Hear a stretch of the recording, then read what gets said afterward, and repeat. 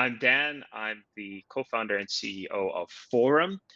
Here comes a promotional blurb, and then I'm going to pass it over to these guys. But at Forum, we support teams that are doing good in the world through technology and consulting.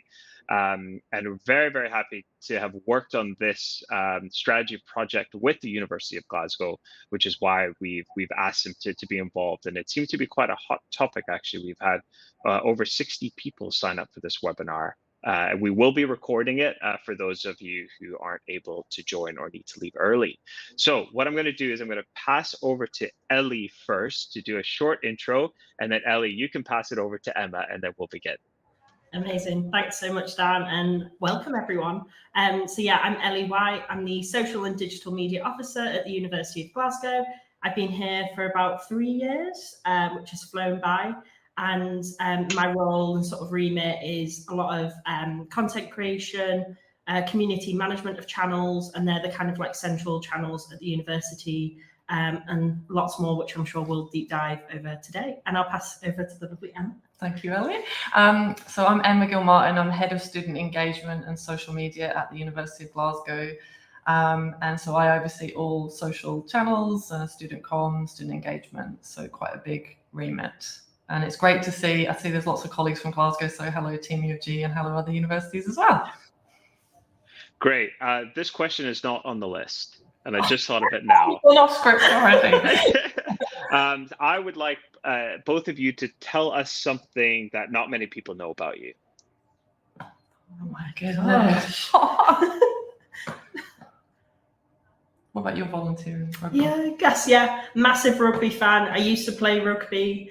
I wish I still did, but those days are long gone. But yeah, I played as a prop for like 2 years. So I'm very friendly, warm, but I think on the rugby pitch, I could bring that, yeah, energy. Bring the pain. Smash people in a legal way. Yeah. And oh God, this is hard. I have got Australian citizenship.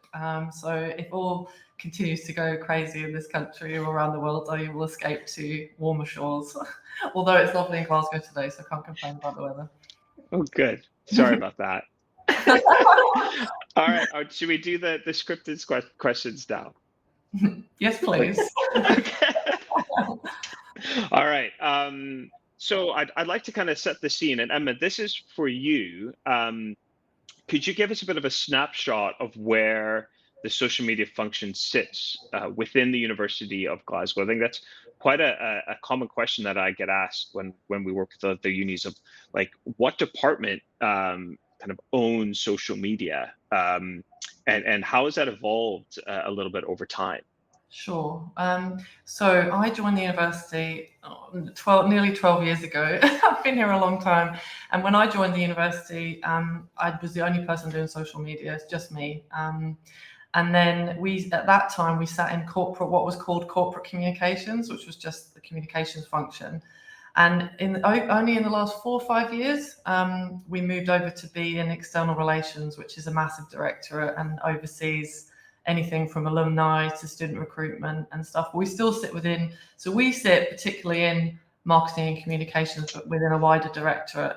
But the role hasn't changed in the sense that we sit in the nucleus, but we're like working as other teams are across the university, helping support student services, university services, and colleges and schools as well. So I think it doesn't necessarily matter where you sit, but it is interesting how universities put the social team in different teams and how they set it up. But for us, we still have to work across the university, so I think it wouldn't matter where we sat. And a fun fact as well, Emma used to be my boss. And I would still say she is probably the best boss I've ever had. It was very, very hard for me to leave the uni to start the company. And she still is kind of my boss, formally. And kind of leading off of that in terms of, it doesn't necessarily matter where you sit, but I think there's quite an importance for strategy and guidelines because of the wide remit of social and how everyone kind of wants a piece of the pie. And this is to both of you, what's your current thinking around the importance of strategy and guidelines? Well, I'll kick off and then pass over to Ellie, but I think it's hugely important, and it's really at Glasgow data driven. We're always looking at the data to see what's performing well and seeing how the channels are evolving. I think that's the biggest challenge, but also excitement about social channels is that, you know, you can be doing something and then they change the algorithm or they change a feature and then it doesn't become as important anymore. So at the moment, actually, in the next week or so, we'll be reviewing our content strategy for each channel. And Ellie will talk a bit more about what we're kind of focusing on in some of that. But then also having our own strategy as a team, but then also having guidelines, which we'll talk about, which we worked on with you and Hilary and your team around helping support colleagues around the university, because as universities and colleges and schools and stuff, we have lots of people doing, and there's some on the call, so shout out to them, doing great stuff in schools and colleges and stuff, doing comms and social. And sometimes they're a team of one, or they don't work with comms or marketing colleagues at all. So having some guidelines to help them, I think, is really useful, and also allows consistency for what we're doing, and they feel supported and that we're all creating something together.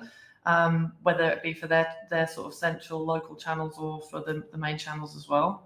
Yeah, and it's like such a collaborative approach that, you know, we focus on the sort of networking. You know, we're really lucky that we, you know, work so closely with colleagues, you know, in our alumni team, with their sort of spotlight series, you know, even bringing in for the guidelines, other colleagues that helped, you know, feature in the videos. But then, you know, feeding into wider marketing and communications forums across the university. So we have like our social media network. And, you know, rather than having to repeat training, everything's kind of centralized. That best practice is kind of shared in one sort of place. And it's good to share the best practice, but also sharing content that you want amplified. Yeah. As Ellie said, we have a social media network that meets in person, but also has a Teams channel. And we also have other communications communities of practices as well to really help be a supportive network and then ensure that there's brand consistency and best practice in guidelines as well. That's really interesting. I think before I go into that next section, what I will say is, folks, there is a chat function. There's like a little blue bubble on the bottom right-hand side of your screen that opens up chat. So we'll be monitoring that as well. If you do want to put in some questions that I could kind of weave into this conversation with Ellie and Emma. But moving on from kind of that discussion of there's so many pulls from the social media team from kind of colleges and schools or institutions or individuals. I think this is more for Ellie, I guess, the around the content curation. Like, how do you decide what goes on the channels, and how does the strategy behind that and the data inform kind of where you set that bar? Yes, I think, you know, as Emma said, data is like so important in our strategy. And in terms of the analytics, I think for us, having a monthly report that kind of shows us our top performing content and also what maybe didn't land as well. And that's kind of across our sort of key channels. And that kind of helps feed into that, you know, our strategy thinking, where can we, you know, it identifies areas for us where we might not want to invest as much time or where we need to tweak things slightly. You know, if we're not getting the same levels of engagement on a repost, do we maybe need to change our strategy about how we navigate them? And I think just having that kind of base level that kind of then feeds into when you know your channels quite well, your audiences quite well, that naturally you kind of do pick up, you know, a sense of that will work well on the channel, that necessarily won't. But then having the data to be able to back that up rather than it just being, you know, our years of experience knowing what might hit or not. Not to, you know, toot our own horns there, but and I think then being able to use that to tap into our kind of wider networks. So then having our student content creator program, colleagues across the colleges, you know, focusing on trending or student focused content and being able to kind of tap into that. Yeah. And Ellie, you're quite a creative person. She is. And I've seen the content that you create for the channel and that the team feeds in and creates for the channel. And I think it would, and it's something that I've probably battled with a little bit, and Emma could probably back me up here in terms of the creative freedom on your channels, and like you're currently sitting within the comms and marketing like constituent, right? Is Yeah. that the name of it? So how do you balance that creative freedom with the kind of institutional requests, or if there's something that either comes from the top or something that is like a necessity? How do you kind of manage that with just being able to post lovely pictures of campus? Yeah, it's a challenge, and I think because I've been doing it for a long time, we're really lucky at Glasgow to have senior management that really trusts and understands social media. Our principal is very active on Twitter, X, and other channels, and he really understands it, as do others. So I feel like we do get a lot of trust, and they know that they believe that and know that we will do what we need to, and that we know how the channels work, and they really respect our sort of professional expertise. So we're lucky in that respect, and I probably assume that some universities or institutions aren't quite the same. But we do get a lot of requests for different things, and I think we might use the word data a lot in this. It'll be bingo data. Fine. Yeah, we can do data. It does come down to that, and most senior management or academic background and evidence. So we'll often use that, and if we get asked to do something, you're always going to get institutional requests for a video about a conference or something that may be quite dull and isn't maybe necessarily going to do very well. But sometimes politically you have to do it, and we'll talk about video in a bit, because some people think it's the silver bullet, and it doesn't have to be video for everything. But we might suggest, okay, well, we'll do it, but we'll do it in a different way, because we know from data that what works and if something isn't going to work. But we do try and allow a lot of time for creative freedom, because Ellie, Tash, we've got a lot of creative people in the team, and we want that to shine, and them to come up with ideas, and them to deliver them, and it work, and then we'll sort of report it back, and we won't be afraid to push a report on someone's desk and say this is what's done well, to kind of educate them along the way that this is the kind of content that does well. We're actually doing a presentation about reputation and how social can help that and stuff at the moment, which is going to go to the senior management away day. So yeah, I think it's just proving evidence, and then yeah, there's always going to be a case where you have to do something you don't want to, and we just have to sometimes suck that up. I always felt like you were the filter whenever I worked there. I just probably say for you, Ellie, and probably for Tash and the rest of the team, it's like she's like a mother hen, just like guarding. I know, I would describe it as a mother hen, or the UN mother hen. Often they're trying to smooth things over and just make the UN mother hen. I guess it's quite an important point here as well about kind of building your reputation internally. I know that we always kind of look at like career progression or things like posting on LinkedIn to say where the industry voice for this, but I think there's a lot of things that kind of get overlooked internally, where it's actually trying to present your team as the experts and actually have some visibility for the community inside. So you're not just holed away in the dark room, liking and commenting on posts. Do you think that that's quite an important element, and something that's kind of within your job description, or is it kind of an add-on that you didn't realize until you were actually working? I think it's hugely important to have visibility, and I'm lucky that in my role, because it's grown in terms of the remit, I have a seat at the table, which is something that's really important in terms of senior management understanding, and other colleagues, that the importance of what you're doing, because it's also the stuff that's not being seen that you're doing in the background with social as well, like monitoring an issue and then dealing with it offline, and so there's lots of parts of it. And I suppose in the past we have had to sometimes write an internal article or send an email or remind, just to showcase what the team are doing and the importance of social in protecting massively the brand and reputation of the university. We use Brandwatch for our social listening tool. We're about to dip into onboarding a specific Chinese social media tool to look at opportunities for China, which we're expanding at, which I can talk about in a sec.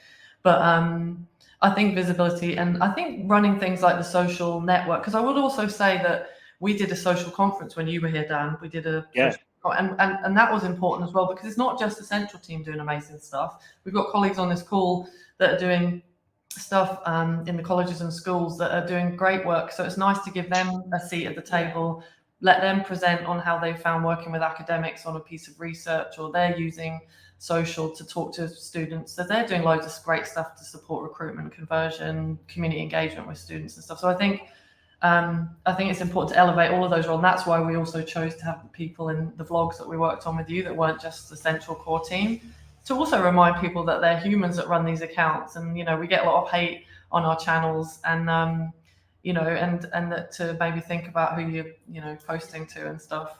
And it's just kind of naturally who we end up collaborating with, working with, that actually it kind of makes sense that having that visibility to be able to collaborate on projects, or, you know, what's maybe worked through something we've done, and then sharing that, you know, knowledge. And and I guess channel specific as well, that, you know, we don't necessarily have every department on like TikTok, for example, but then it's you know, opening that up to be like, this is what works, this, you know, doesn't work, or then when you're having to kind of explain something if you need to. And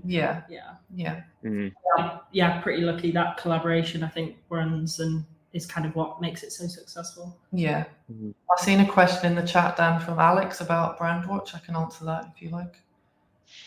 Yes, I just opened it. My hosting skills No, it's fine.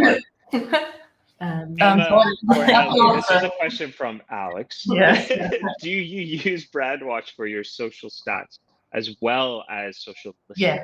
Yes, we do. We use it. We do use it, and we're lucky that we work with a company called Neon Caffeine, who help us with that, because we don't have a data analyst in the team, which we would love, but we don't have the resource for. So that works really well, that he helps facilitate some of those report writings, and can then come with us with quick things that we need to see. But yeah, we use it for social stats, as well as social listening, to look at opportunities for content, as well as crisis situations. And also, again, if we need evidence to back up that we've used it in the past for, like, we needed to do a campaign on gender-based violence, we use the stats in that, and then sent it off to SMG saying, look, we really want to have support from you to do something more on this, because it's a subject that we need to address. The reason we're looking at a social platform, social management and social listening for China, is that Brandwatch at the moment, because UK-China government relations in terms of swapping APIs and stuff isn't there, we have to have something specific for China. But we're about to onboard that, but happy if anyone wants to reach out offline to chat about that.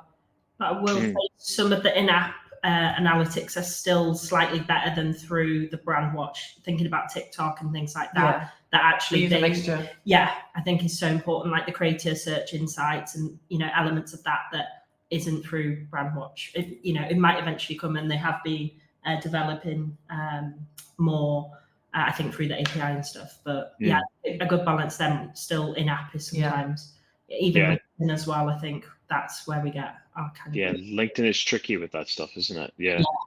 Well, let's, because you've mentioned the Chinese social media listening tool a couple times. Let's get into kind of the nuts and bolts of kind of how your current team is structured, kind of how the roles break down. This is another common question of, when we look at, the quality of the content that the University of Glasgow puts out.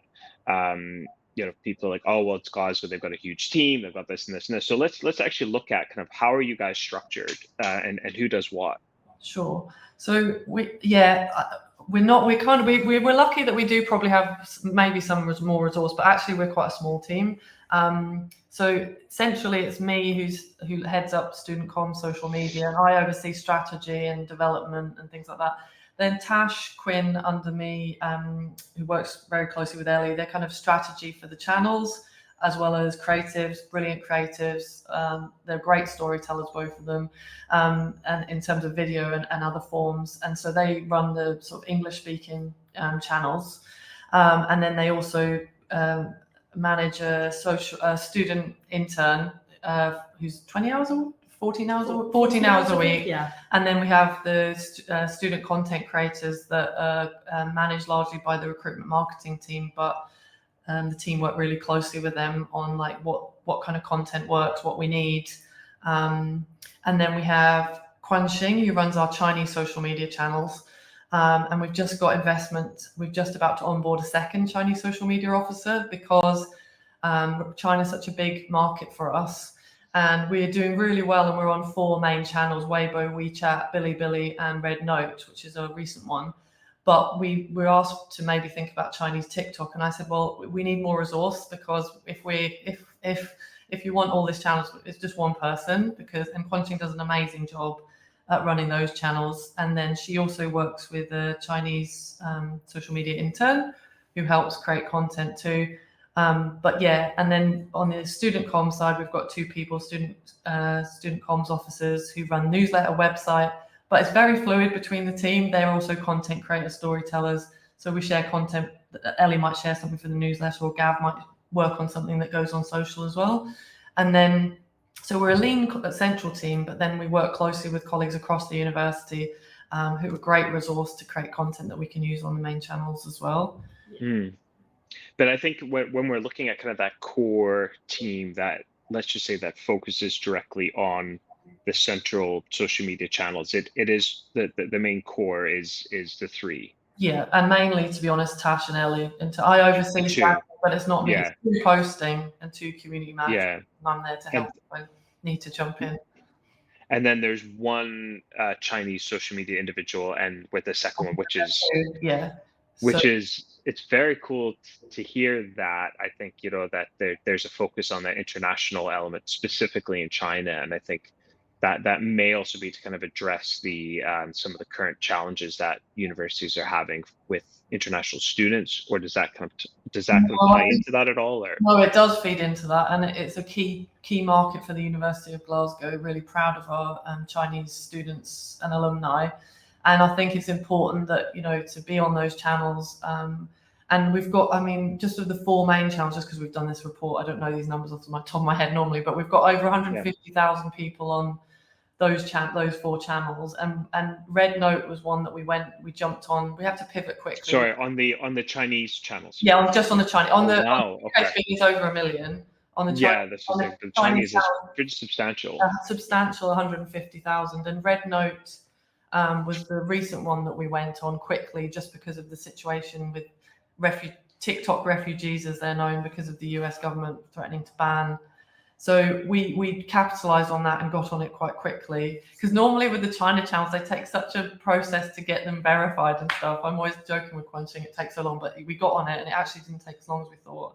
And so she's really working on creating content tailored. So there might be a crossover, and we use content that Tash and Ellie have created, but then she's creating bespoke content deliberately, to speak to either Chinese parents who obviously influential in their child deciding to come to study in Scotland and Glasgow, or also current students, and talking about accommodation, safety of the city, academic programs, career prospects, employability, all the kind of key things that matter to a Chinese audience. And she works super close with the international recruitment team in country and in Glasgow to make sure she's supporting what activity they're doing, and that it's kind of complementing everything. And then there's a little bit of crossover where in our student content creator program, we kind of have either, Mandarin speakers making content bespoke for Quanqing's sort of channels, but then they also might make content for our channels as well. And that kind of then feeds into the sort of larger program of having a really wide sort of remit of students on the program. Yeah. And I think on that, it's important to say, we're often because in the press, universities get attacked for having big international student populations and things, and we're trying to appeal to whole markets, but sometimes one of the criticisms we get on some of our content is where there's no Scottish speaking students. So it's just getting the balance between showcase. We do a lot of content to show the breadth of the community. We did it when you were here, Dan. We did a video Freshers Week about vegans and Quidditch players, and whatever your interests are, there's a place for you at Glasgow. So we try and do that, but then sometimes it works against you when they want some Scottish voices in there too. So we're just trying to get the balance. Yeah. I'm conscious of time, and I kind of want to get into some of the guidelines and stuff, but just quickly, just briefly, Ellie, if you could talk to this. I think, there is quite a lean team behind the amount of content. If you're thinking about, yourself and Tash, and then one now will be 2 kind of Chinese individuals managing those channels. I guess you kind of briefly talked about this, but how important is it to tap into that wider network of content creators across the university, and how do you manage that? Yeah, so even just from like a practical point of view, knowing that, having these like really good rapport with colleagues across the university for not having to duplicate content. If we know they have, a videographer that is, already creating content about something, we don't need to create it ourselves as well. And if, they're happy to share it through the main channels as well. Especially with the alumni team, we've built up that relationship where they'll produce a video, and instead of it going directly on their channels, they'll put it through our channels. So rather than us having to create it, I think that just works so well for things like their Spotlight series, which, they capture all around the world. And I think it's brilliant that we're able to, showcase that in a really sort of organic, natural way through the channels. So I think, building up, really good rapport across the colleges, because there is just like so much great content that's being produced. And as much as me and Tash would love to be able to cover everything, it's just, not practical. And I think it's brilliant if you're able to kind of, foster those networks where you can, and tap into our students that are kind of on the ground, like we've said about the societies, we've got over 300 clubs and societies. So it's like brilliant to get their perspectives, when they're going to events, we can't attend everything. So it's just fantastic. We've always been really open with that in terms of giving the keys to our Instagram for takeovers and stuff, so they can celebrate all different cultures, all different backgrounds, all different things that people are interested in. And I think that works really well. Yeah, we pretty much have takeovers booked like weeks, months in advance of just the channel is, from, not just student groups, society, sports. We've got, academic staff that might want to, we've got, different services around the university. So I think it's really rich when it is, Instagram for us is such a student focused channel that we're able to kind of constantly have that sort of stream, which I think, works really well. It's really good to hear. It's so important to have that community, and again, it kind of comes back to your point of that internal visibility as well, which kind of takes me into the guidelines. So you guys launched your kind of updated, refreshed guidelines last year, and you launched them with some kind of short vlogs, which were a lot of fun, first of all, to make, but then also a lot of fun to watch. Poor Ellie, I think, was the only one that was in every single one. I think I was in 2 out of 4, I think, but maybe. I thought you were in all of them. Okay, anyway, but so what was the decision behind vlogs to kind of promote those guidelines, and how did you make that format effective so that people would actually care and watch them? Well, I think like we can have loads of guidelines, and we do have lots of guidelines on our website, but if it's just words on a page, I think it's really boring and it just turns people off. And I think we wanted to have a mix of content, so we worked with you guys to kind of think that would be a good approach in terms of bringing to life, complementing the words on the page about technical things that we needed, but then also having actual people, the team, but also, as I said earlier, having other people that create content around the university be a voice on that, so that it could bring them to life, give them a bit of energy, give them a bit of personality, have a bit of fun with it, because social is meant to be fun. It isn't as fun as it was maybe when Dan and I worked together years ago. We can't be as frivolous as we used to be with things.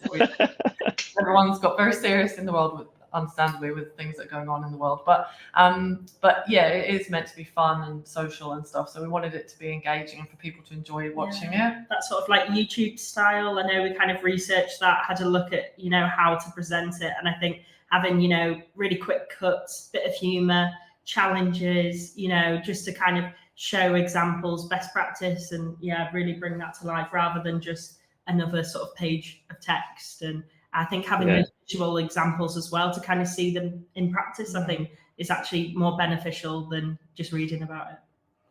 But, yeah, we had a lot of fun doing that. Two days locked up in that Barclays building tower. with Ellie holding up paddles and what was that you that did that? I can't remember. It was the R or the A, the I or no. I'm not Scottish enough. Yeah, we're both English. We can't pull that off. Jamie did an excellent job for the. Yeah, it did. I will in the follow-up email with the recording says, if you're okay, I'll send a link to the to your guidelines and to that space so people can watch it. But how have you seen kind of has there been a change or since kind of launching those guidelines in terms of how internal teams engage with you? Have they worked for training people to try and kind of reduce the noise and requests to your team?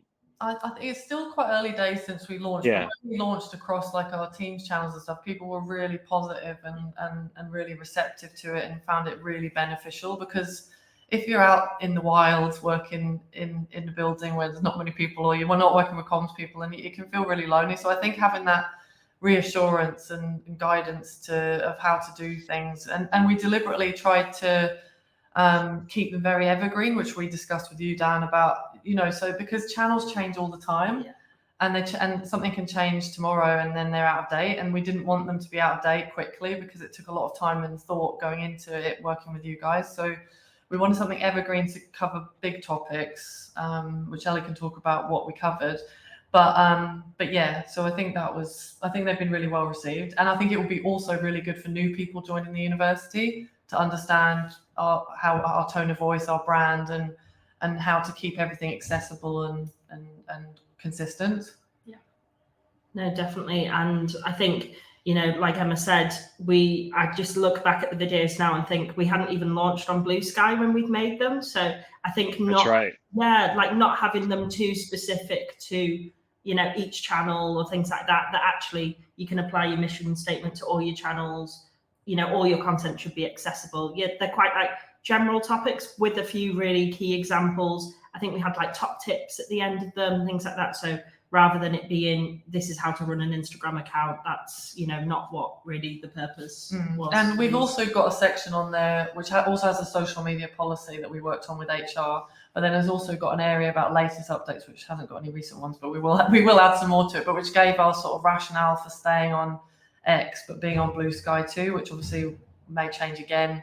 But we can add bits in there about like the blog that we used to do, Dan, just updates. Yeah. That if there's general updates or general trends we're seeing, or Quenching wants to explain how RedNote works, if people want to share content on there, we can use that as well within that framework. Let's move on from that in terms of the specifics. I kind of want to dive into that a bit in terms of the content itself and the different platforms. I think it's quite interesting that you guys said about the guidelines being quite kind of trying to be as evergreen as possible. Obviously, they do need to be refreshed here and there, but the channels themselves are evolving so much. So what kind of metrics or trends have surprised you when you've been shaping your content strategy recently? You mentioned X and Blue Sky, but Ellie, what do you think are some of the ones that work the best? I think for us, it's having our monthly reports has really identified simple things like reposts aren't getting as much engagement, which we probably knew, but having that data to kind of back it up. But I think one of the ones that has kind of really reaffirmed us on Instagram is like there's still such a place for images, and we were maybe having like 5 reels in a row, which might not actually work great for your engagement. So being able to kind of like tweak that and just making sure that we're getting diversifying our content in that regard. And I think as well being able to see that Instagram carousels, the engagement we've had on them, but also then testing that out on TikTok, because we were quite late to the sort of photo carousel on TikTok, and actually seeing the kind of content performance of that. I think has made us reach out to our content creators, whereas previously we didn't have them making carousels, whereas now we're kind of getting a different way to present what could be a student vlog that's a minute long as an even more engaging sort of image based. So I think making, Emma's point there that not everything has to be a video. No, I think that's an important one, because we get asked to do videos all the time, and it's honestly like even a quick short video is not a quick short video. They take time to think, and it doesn't necessarily, won't necessarily get the best return on investment. Sometimes often a great picture can be just as powerful as a good caption. Yeah, and that's kind of made us want to play around with other features on different channels. So for LinkedIn, similar to that kind of carousel with the PDF sort of document function feature, that you can kind of emulate that similar sort of carousel fields post. I think that could be, something that we should really, test with. And I think as well, when you're kind of thinking about trends and things like that, that there might be ones that we've wanted to jump on really quick, but actually taking that step back to be mindful of, can we make it work? Does it have a U of G feel? Being mindful when we're posting it, when we're kind of monitoring that sort of, community management element. And, we might have students that are creating content, might do a trend that it's like, oh, that was big 3 months ago, so we probably won't post that, or maybe, redo that slightly. We can still use it. Will it work better as a carousel now? So I think, we're, trying to use content as well as we can, really. And I think you guys are working really closely with the recruitment marketing as well, in terms of more managing the student content creators, in terms of like what is needed for their content to be on each channel. Yeah. So focusing one group on TikTok that are really good on TikTok, and then one group that maybe Instagram Reels and stuff, just to make sure. Yeah, a bit more sort of bespoke training and tailoring, because we've kind of got an idea of that short, snappy pace video. That's what we've seen most engagement on, but that might necessarily not be the style a student thinks to make, or they are more into making longer 6-minute vlogs. And actually, we're not looking for 6-minute vlogs on YouTube at the moment. We're seeing that vertical shorts, 3 minutes, up to 3 minutes, that sort of vlog is doing better engagement wise. So I think when you're kind of looking at, your strategy or, trends or metrics, they're the kinds of things that we're looking out for, that, we can make simple changes and sort of quick wins like that student can still make a vlog, but flip your camera vertical and make it half the length. So it's been really fun to kind of work with some of our, I'd say, like, influencers that are students that are, I've been able to secure a few that have joined our content creator program that are kind of already producing the content that we're kind of looking for. So it's brilliant to be able to tap into creators that are kind of already doing amazing content, and they're willing to share it on our channels. One of them got 6.5 million yesterday or something, or recently on something last month. Getting millions of views on their content, and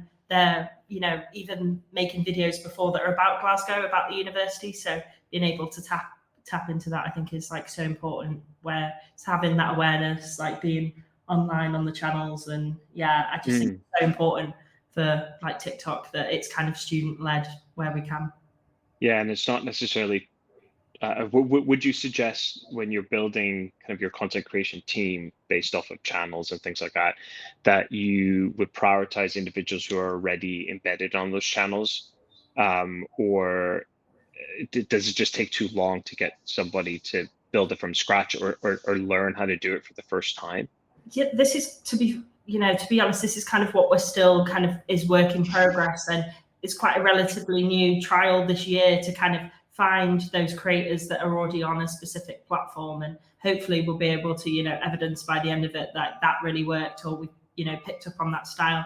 But also have found for some content creators that 1 or 2 sort of training sessions, they're then creating brilliant content that we don't have to teach. Well, I think it's just getting that balance and having, I think what we said, that more sort of bespoke training, which we might not have had as many touch points with our previous content creators. So I think that's been, really important for us to kind of prioritize this year. It's worth the investment of time for you to spend some time. Also, it's good to be giving like students more like mentorship as well, and more time with you, because you get more out of it. Spend a few days with them and teaching them the things that we need, and then the content that they create in the future is fit for purpose as well.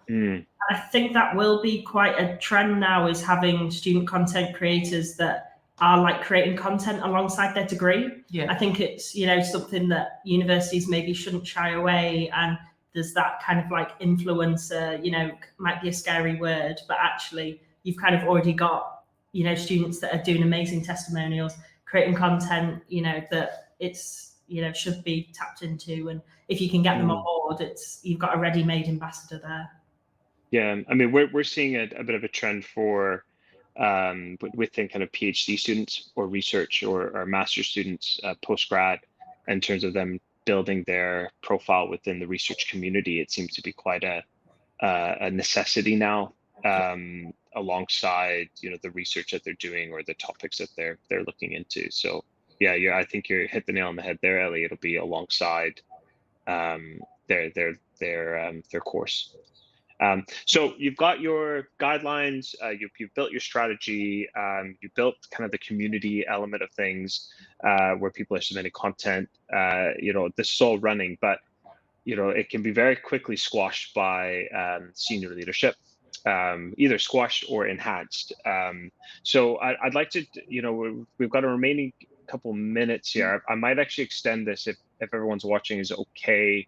Usually we end around kind of 1:15, but I might go to 1:20 for the first time in the webinar, because there's two more things that I do want to talk about. So the senior leadership and then some of the lessons that you've learned. But you've got a new principal starting in September, which is always usually a time of change, or everyone kind of, when I've been in universities, they kind of wait for all the requests of the things they do, like, oh, well, we've got a new leadership coming in.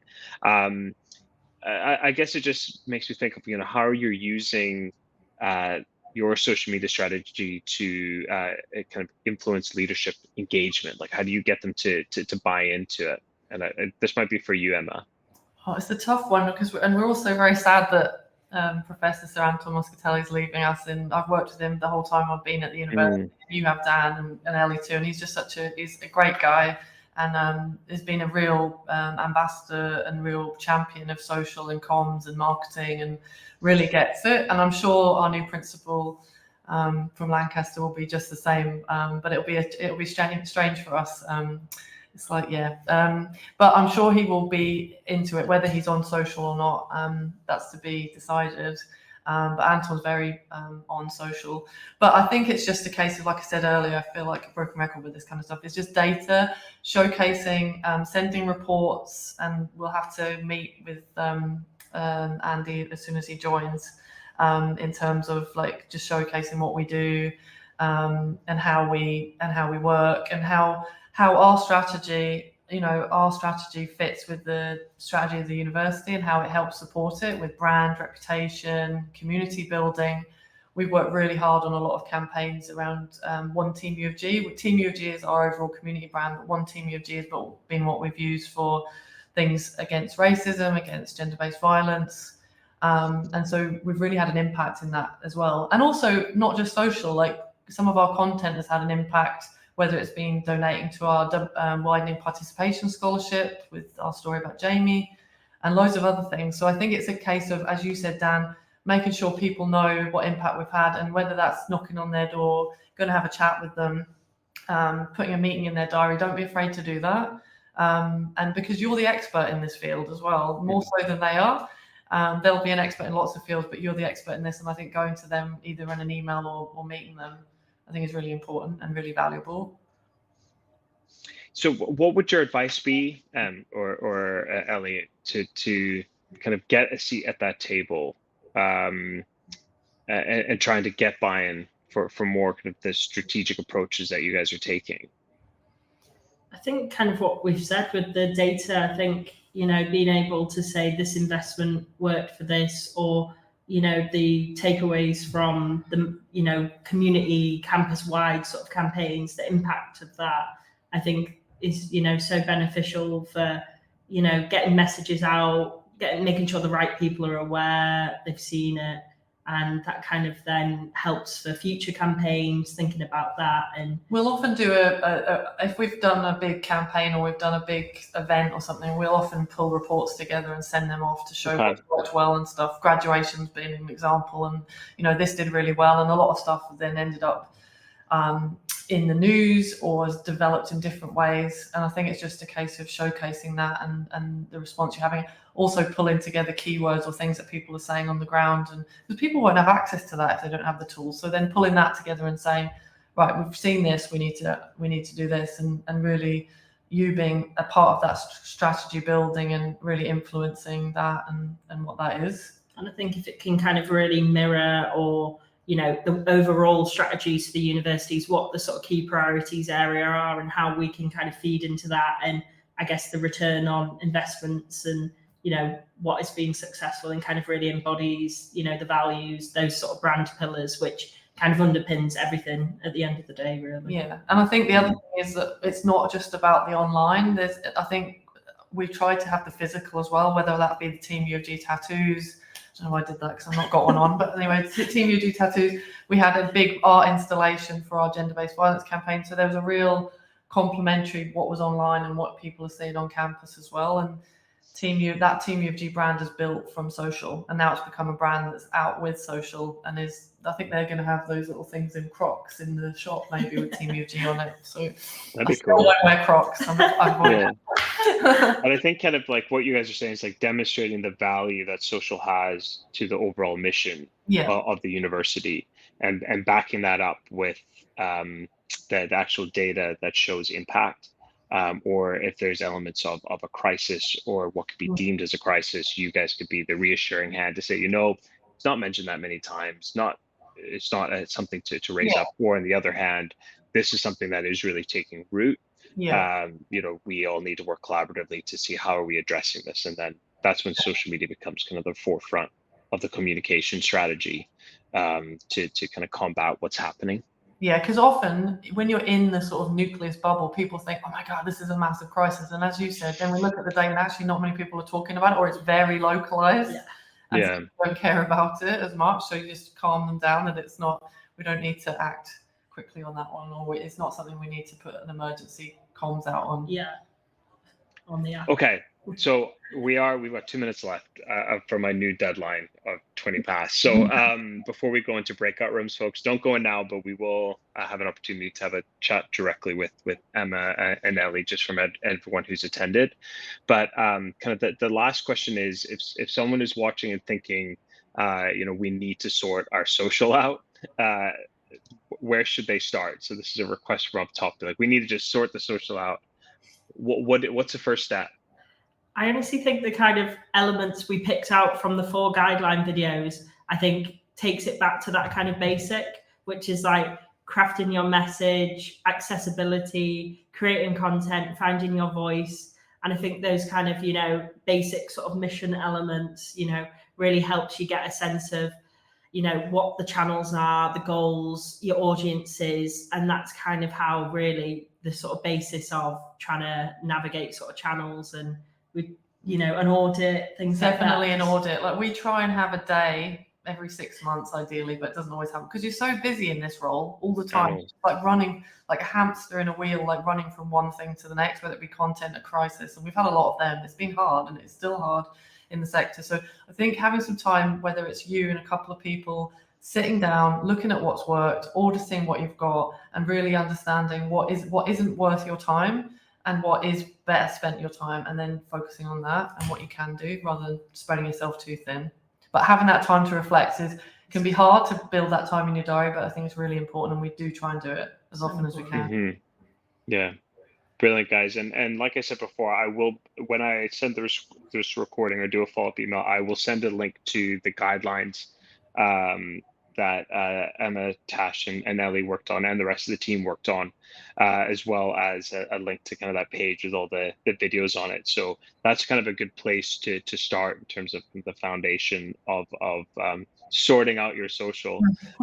Is there any kind of last things that you guys would like to say before I bring things to a close? Only thanks to you guys for working on this project with us. It was really great, and we're really happy. So much fun, and we're really happy with the results, and I think they'll continue to be a great resource. And if anyone wants to chat to us, our emails, get in touch with us. We're always happy to chat about this or anything else to do with social, so give us a shout. Great. That was scripted, by the way. So Emma read that out. No. So folks, thank you so much for joining us. If you have to leave, then that's fine. if you do want to stick around for another 10 minutes, don't click on it now because it will kind of take you out of the stage. But there's a little icon on the left-hand side there that looks like an open door if you're trying to figure out what that is. There's a little arrow there as well that kind of opens it out. You'll see something that says breakout rooms. Don't click. Go to click on that breakout room once we close, and then you can enter in, and it's just basically like a Zoom chat or like a Google Meet chat where we can just have a kind of a final little wrap up and say hello to everyone. But I would like to say thank you to Emma and Ellie and Tash as well. Tash couldn't be, she's had other commitments today, but all three of them worked with me to kind of craft the topics of this webinar and kind of help me out with how I should guide things along. So I really thanks for you guys and thanks for your time. I know how busy you are. And hoping to see you guys in person soon. For a pint in the sun. We'll see how it goes. And thanks to all of you who have joined us as well. But what we'll do is we'll be moving over to the breakout room, and that concludes our Forum Academy webinar. Oh, we have one more. We have a webinar coming up on the 17th of June as well, which is about benchmarking and auditing. So I will email that to everyone so you'll know. So thank you very much. Thank you so much.